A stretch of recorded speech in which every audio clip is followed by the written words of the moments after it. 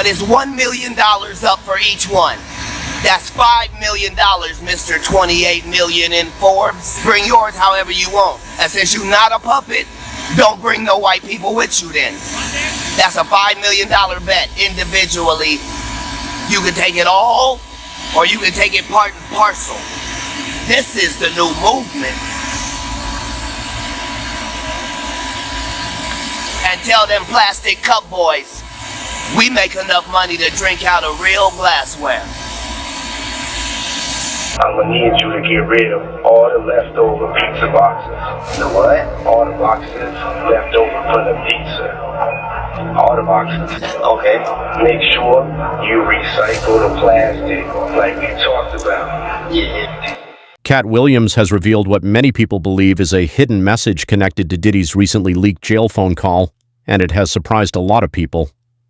In an earlier video, Katt makes a hand gesture while supporting a movement, and that gesture forms the shape of a heart, which is commonly known as a symbol of love. This is the new movement. Many viewers believe Katt Williams was directly calling out Diddy by breaking apart the heart symbol with his hands. During the clip, Katt also made strange references to plastic and pizza boxes, along with other suspicious activities that Diddy could allegedly be involved in. Although Katt spoke in a mysterious way, he mentioned that each box was worth $1 million. This led Nissan to speculate that pizza boxes might be a code word for children, suggesting that someone was being told to get rid of them for an enormous amount of money. See, Diddy's my nickname. Uh-huh. Love is my real name. Okay. So I just changed my name to Love. Sean Love Combs. That's what it says on my driver's license. That's my official name, Love. But another question remains. What exactly does the plastic represent? That part of the conversation is still being debated, and nobody knows for sure what Diddy may have meant. In the same clip, Katt Williams appears to challenge a group he refers to as the Plastic Cup Boys, hinting that there may be a larger conflict happening behind the scenes. But it's $1 million up for each one.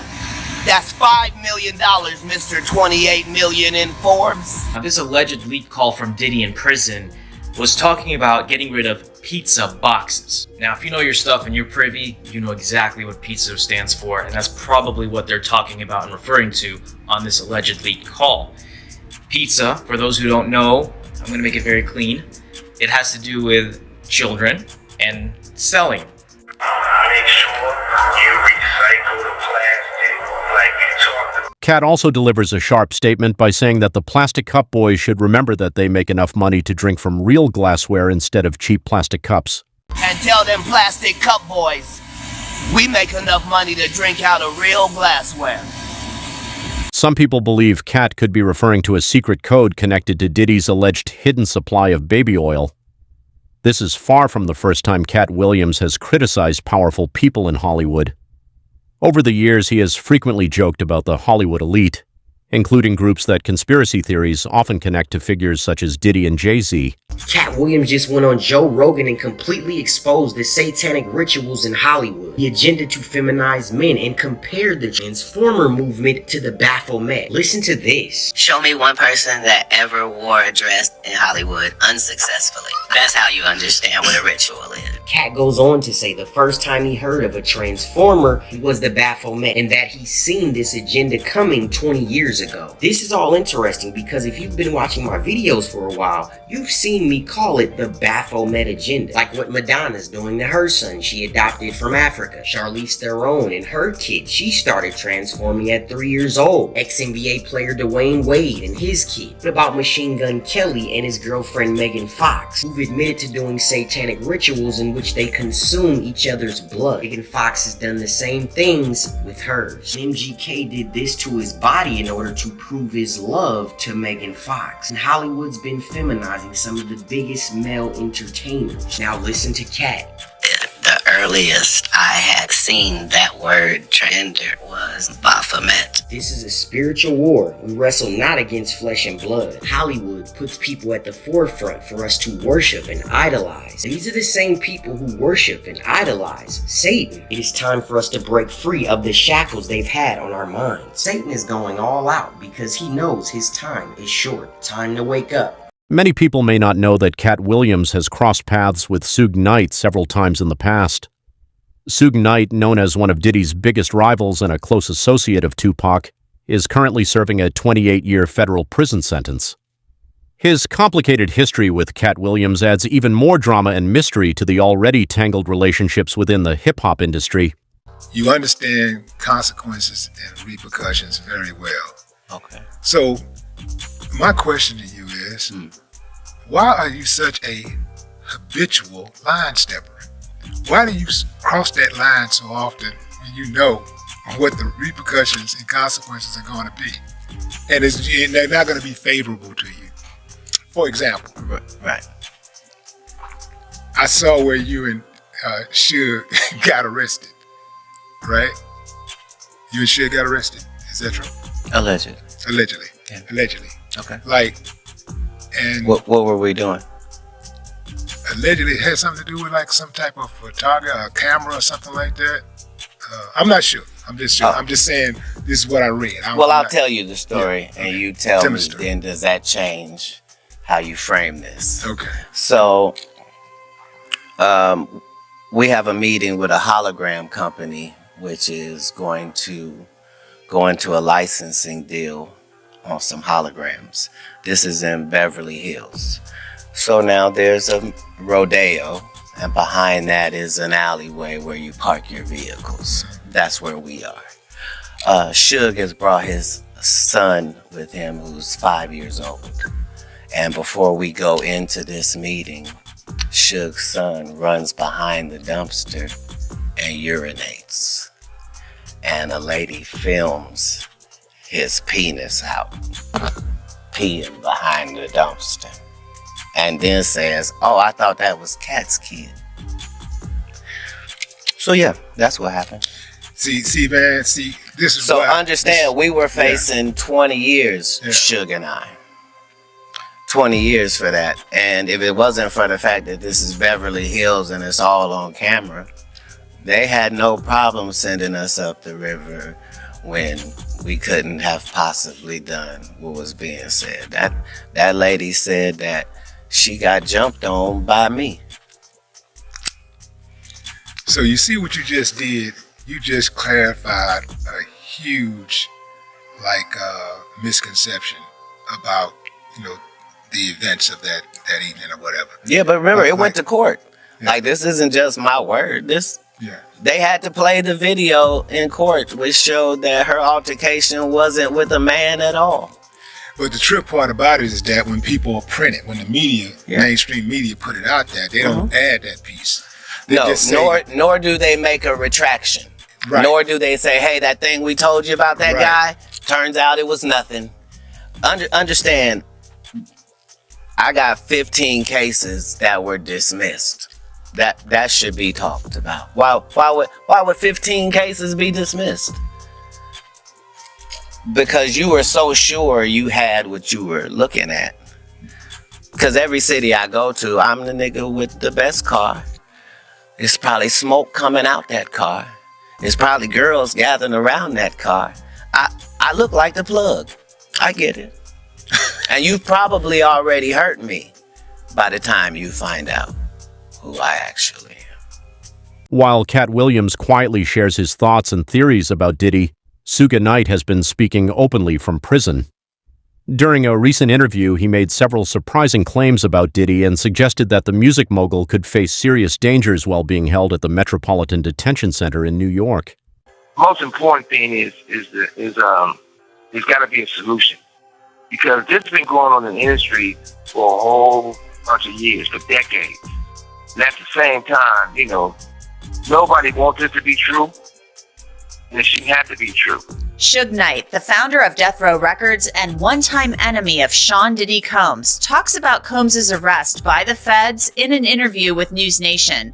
I look at what the one-time record company owner said about Combs from behind prison walls. This week, he called Chris Cuomo on News Nation, and he had a lot to say about Sean Combs and what's going on with his case and the allegations of sex trafficking being made against him.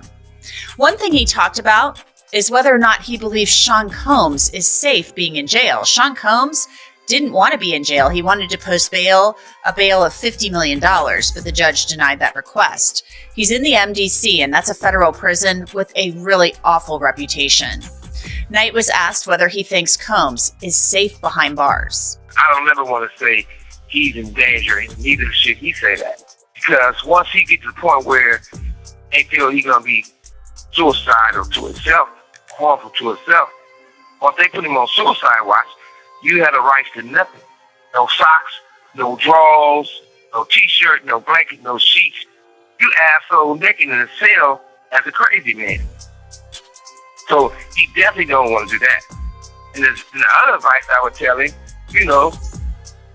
maybe he should get on the Jewish diet.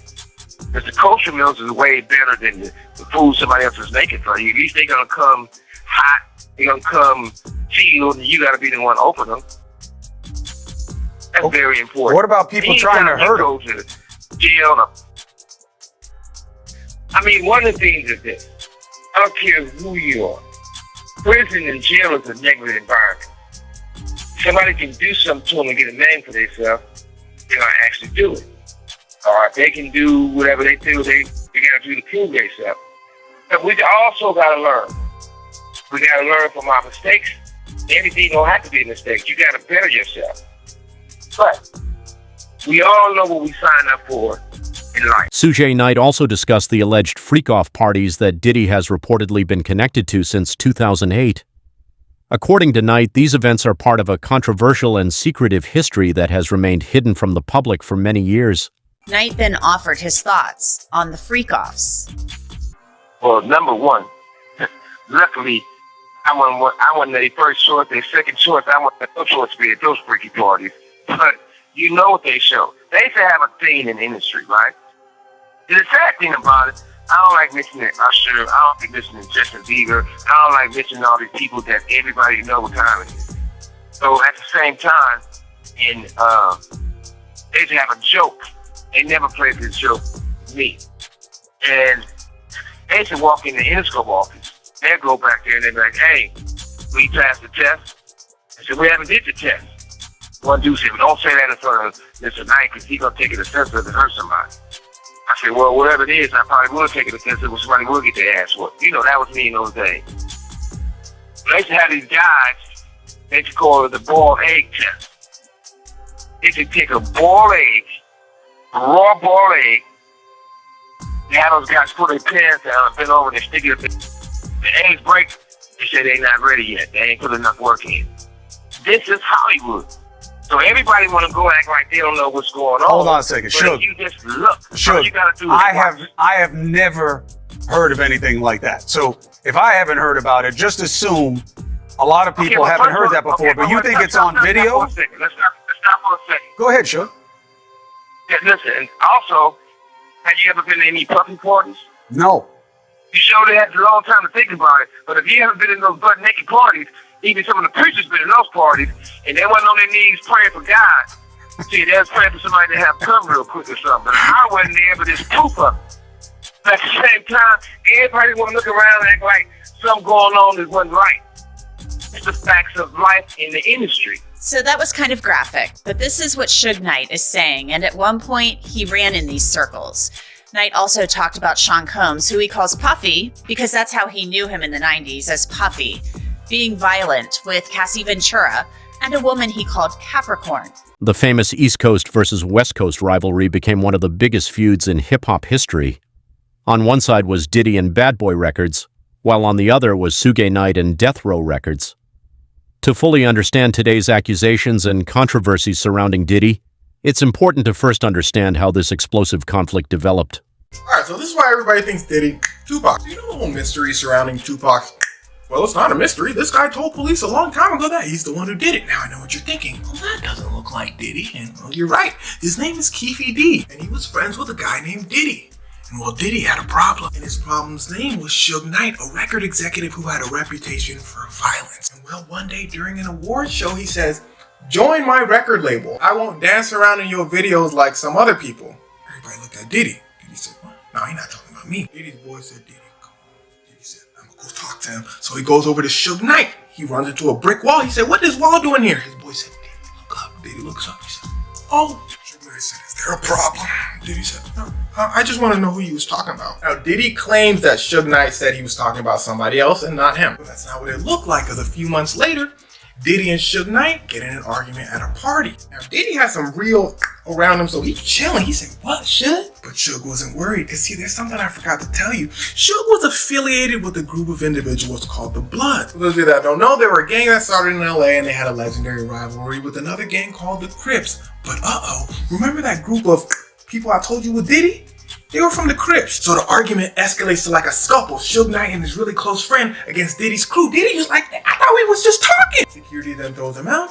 Diddy's people walk over to Suge with a security tries to stop them, but Suge Knight's friend, Diddy said, snap. Diddy goes home. Diddy said he can't be that mad, right? Diddy's people said. He hung Vanilla Ice off a balcony. Diddy said, oh. So he calls his friend, Keefy D. Well, it turns out Keefy D was also the leader of a group of Crips. Diddy tells him, yo, I'm terrified. Keefy D said, well, you should be. There's a war going on in LA because of what happened between you guys. Diddy said, I ain't doing nothing. Everybody knows Suge Knight ain't trying to hear all that. So Diddy tells Keefy D he would appreciate it if Suge Knight was gone. It wasn't like an official request. It wasn't too serious until Tupac Shakur. Now, there's something really important you gotta know. Before any of this happened, Tupac was upset at his close friend Biggie and Diddy because, listen closely, when Tupac was in New York, he was recording in a studio.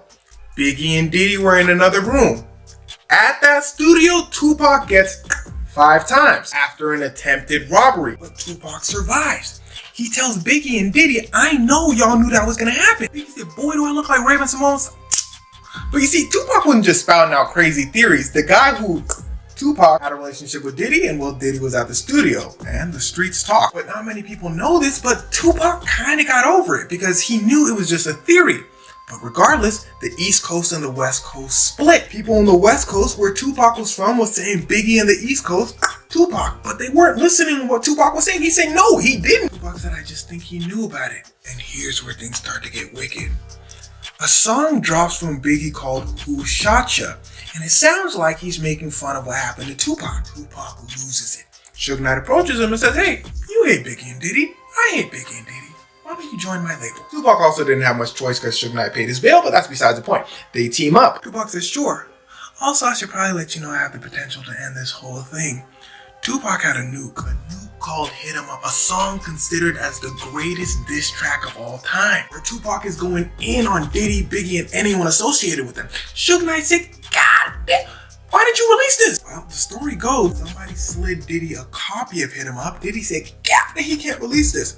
So Diddy takes the beat, and Diddy's label records a new song over it. Tupac hears the song, and he is pissed, but he holds on to his version so he could really make it venomous. And here's where things get wickeder. Biggie and Diddy are flying out to LA for an award show. Pilots are now arriving in sunny California. Also, Diddy, Suge Knight still looking for you. Diddy said, what'd he say? The flight attendant said, oh, he said, we're cooking for you. Are you okay? Diddy said, oh. See, Diddy was still paranoid about what Suge Knight was finna do to him. Tupac on his ass too, he freaking out. Biggie said, chill, yo, they're not gonna do nothing. They did something. Biggie and Diddy arrive at the award show. Tupac wins an award, but they don't let him go on stage because the award show knew what he was on. They saw him backstage. He said, is Diddy here? They said, no, you can't go outside. Biggie then wins an award. Biggie then goes backstage with Diddy. Suge Knight and Tupac are backstage and it gets to cracking. Them boys start scuffling. Something important to note is the whole time Crips and Bloods are like mixed into this whole thing. Biggie's friend goes, man, what's good? He brings out the... But everybody gets separated before it can really escalate. One of the most shocking claims involves the attack that changed hip-hop forever. According to this theory, the original target was actually Suge Knight, but Tupac was the one who ended up being shot. This detail has been discussed for years and remains one of the most controversial parts of the story. At this point, Tupac is infuriated. Suge Knight tells him, drop the song, drop the nuke. Tupac throws the song away, walks in the studio, and explodes on the track. He goes off and records a way more violent and venomous version. Suge Knight was like, oh, shit.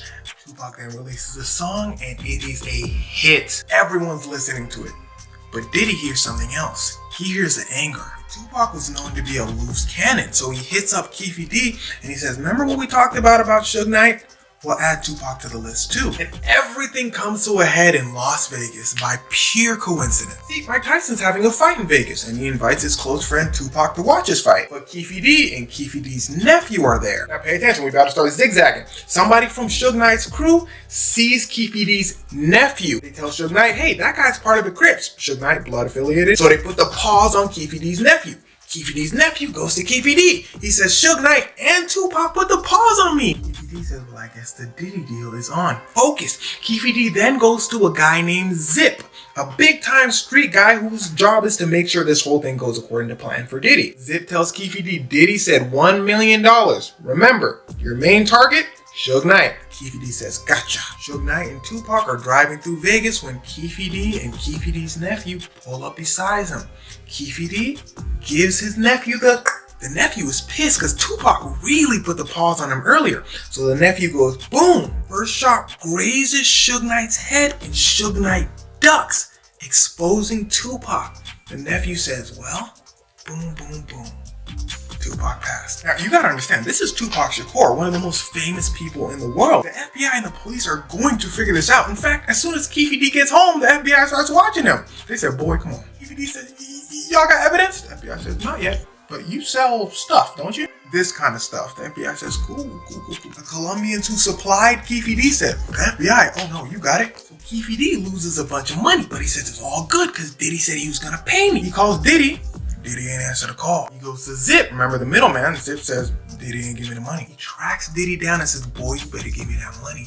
Diddy says, I gave it to Zip. Everyone said he gave it to Zip. Long story short, he never gets the money. The FBI finally cracks on him for the business. Keefe D says, well, I hate Diddy, so how about I just give you info on what happened to Tupac? Keefe D then goes into extreme detail about how Diddy hired him. Now, this is what the LAPD wanted all along. They formed a whole task force to figure out what happened to Biggie, not Tupac, because Biggie's mom was suing the LAPD when Biggie got in Los Angeles. So the LAPD went hard in investigation, which led them down the Tupac rabbit hole. By the way, they're pretty sure it's Suge Knight Biggie for revenge for what happened to Tupac. Now, a member of the LAPD task force named Greg Kading came out and said, yeah, everything Keefe D said matched up perfectly with our investigation. We were pretty sure Diddy did it. I don't know what you're thinking. Well, if they had all this evidence, why didn't they solve it? Well, for one, the city of Los Angeles shut down the task force after Biggie's mom dropped the lawsuit. For two, according to Keefe D, the FBI told them that there wasn't enough evidence to link Keefe D and Diddy. More specifically, since Diddy paid Zip and Zip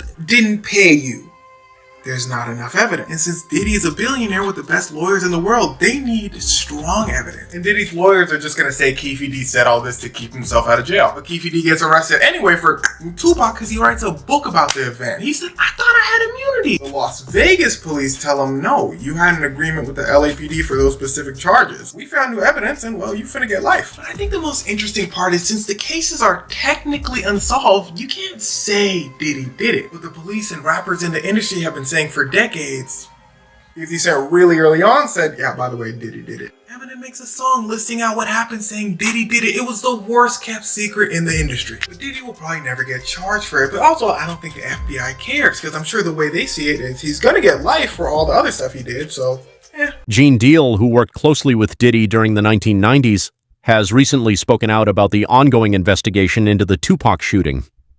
He claims that federal authorities continue to examine the case closely, and some people believe that future charges connected to Diddy could still be possible. Yeah, that's a good point, man. You might be right about that, man. You know they got some more indictments coming for Diddy, though, right? Tupac murder. You think it's one of them or no? Well, Pac is a state case. Pac is a state case. Pac would never be a federal case unless they can find something that he did that comes under the federal guidelines. They're not going to add Pac case if they had something to do with that. If he has something to do with that, they're not going to add it unless it comes to some banking stuff. Like you hear guys talk about, Gene Deal said he saw a check. Bruh. Gene Deal also said I wasn't the only one who saw the check for $1 million that Eric Martin had. aka Eric Von Zip. I wasn't the only person who saw it. And on my program, I had named about 3 people who saw it. But my whole thing about it is this. If they find out that some way he talked to somebody and had them write a check or pay Zip the way they pay Zip, and it gets back that he has something to do with it, that might bring some federal charges against him. I don't know. All I know is that case is a state case. Nevada versus, Keefe D. You know what I'm saying? Unless they can get something like that. Some phony money wiring into account and getting it to Zip. But they can follow that. The funny thing about that whole shit with that check stuff is that not one individual who has the ability and the authority to run and see that Eric Martin cashed a check for $1 million. They never said it wasn't a check for $1 million. Greg Caden, none of them never said there wasn't a check for $1 million, because all they had to do is run his accounts. Did he ever receive a check from $1 million from Jimmy Henchman, Blackground Records, Barry Hankerson? Did he ever receive that check? Everybody always say, ain't nobody paying nobody with no $1 million check. Ain't nobody writing no check. I didn't say the check was for nobody's death. I said after Pac's death, we saw a check. Eric Von Zip had it for $1 million. He said he got it from Blackground Records. I don't never know him owning Blackground Records or doing a record label or anything. He may have. I don't know. But I do know I saw that check for $1 million. And I know who he said he got it from and what it was for. Nobody never said it wasn't a check though. Well, we checked the system, we checked the banking system. He ain't cashing at no check cashing place. He put it in some account. It was written in his name. But I will say him getting that check and the timing of it, yeah, it's suspect, man. Yeah. We looked at each other. Me and my man said, Blackground Records, when that nigga started, you know he was in the music business? Nah, I ain't know. Okay.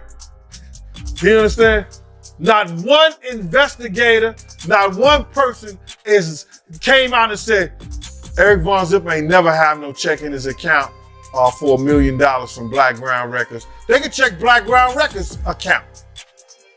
That's easier than checking Eric Martin, because they was in the music business. If he wrote a check for $1 million, then somebody had to, what? Approve that.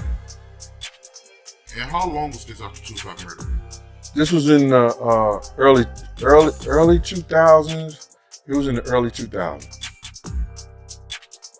So what do you think about all of these claims and theories? Do you believe there is any truth behind Katt Williams' comments regarding Diddy's leaked phone call? Share your thoughts in the comments below, and if you enjoyed this video, be sure to subscribe so you never miss any future updates. Until next time, stay safe, stay informed, and keep it real.